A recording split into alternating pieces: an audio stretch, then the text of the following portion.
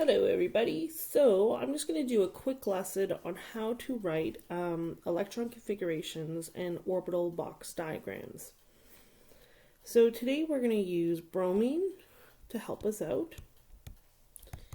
And the first thing you have to know about bromine before you do any of that stuff is how many electrons it has. So if you look on the periodic table, its atomic number is 35. That means it has 35 protons and 35 electrons. So the number of electrons that we're going to work with are 35. Now I've already gone over what all the quantum numbers mean in another lesson. So if you aren't sure of what they all mean, just go and watch that lesson. But this one is for after that lesson to talk about how to actually place the electrons in their different shells, subshells, and orbitals. All right, so the first thing you have to do is you have to remember Aufbau's principle, which states that a electron has to be placed in the lowest energy level first. So to help us do that, we're going to use a little diagram called the diagonal rule. So to use the diagonal rule, you have to write out each of the subshells, shells, and orbitals just as I've done here. So actually you're writing out your shells and your subshells. And the next thing you're going to do once you have this done is you're going to get a ruler and you're going to draw a straight line. Now I don't have a ruler, so I'm just going to eyeball it. And you're going to draw these diagonal lines that are all parallel to one another.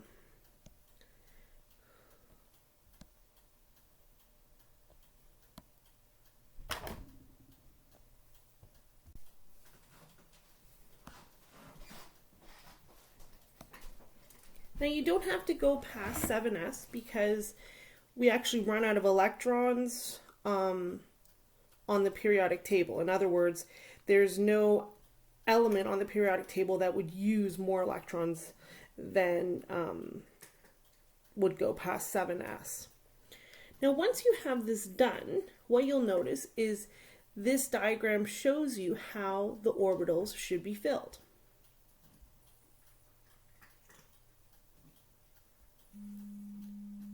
So you do 1s first, and then you do 2s, and then you do 2p, and then you do 3s, and then you do 3p. And instead of doing 3d10 next, you're going to follow this line, and you're going to do 4s next. After you do 4s, then you do 3D, then 4P, then 5S, and so on. And the reason you follow this is because this diagram just basically shows you which energy levels come next in the amount of energy. In other words, 1s has less energy than 2s. 2s has less energy than 2p. 2p has less energy than 3s, and so on. That's why we fill up 4s before we fill up 3d, because 4s has less energy. And according to Aufbau's principle, you fill the lowest energy levels first. So that's where we're going to start.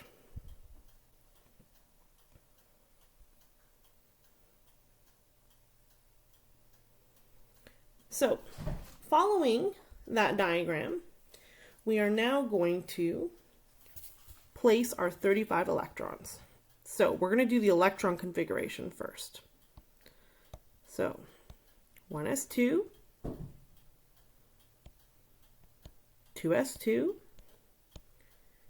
2p6, 3s2, 3p6,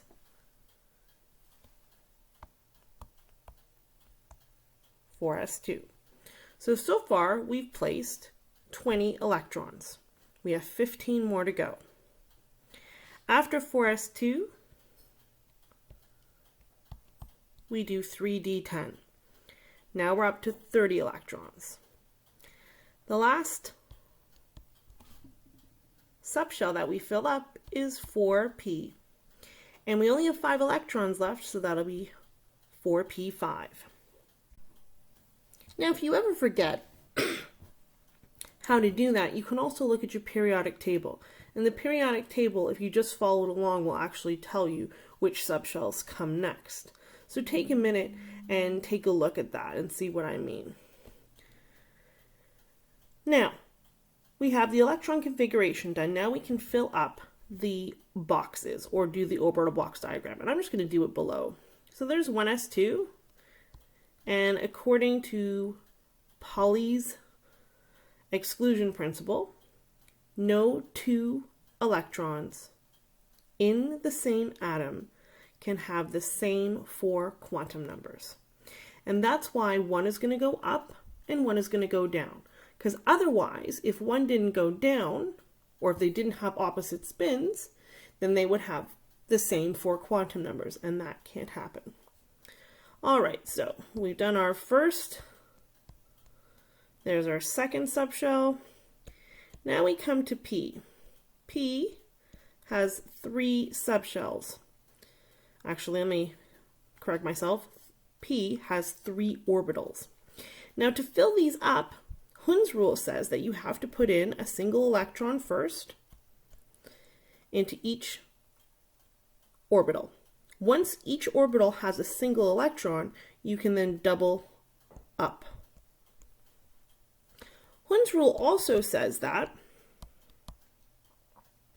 when you're putting those single electrons in, all the single electrons have to have the same spin. In other words, they go all up and then they go all down.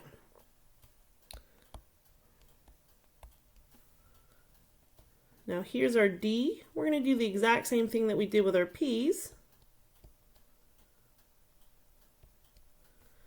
All up, all single filled, and then all down.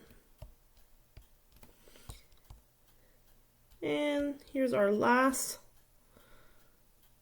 subshell. 1, 2, 3, 4, 5. So that is the electron configuration and the orbital box diagrams for bromine, which has 35 electrons. Last thing I want to mention, if you take a look at bromine in the periodic table, you're going to notice that it's in the 4th period, it's in the P block, and if you count, you'll notice it's in the 5th column.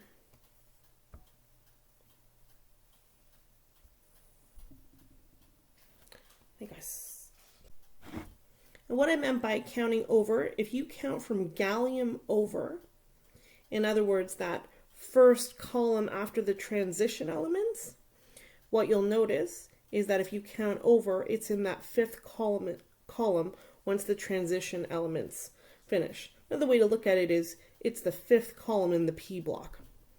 So hopefully that helps you guys out and you can draw your own electron configuration and orbital box diagrams now. Thanks so much. Have a great night.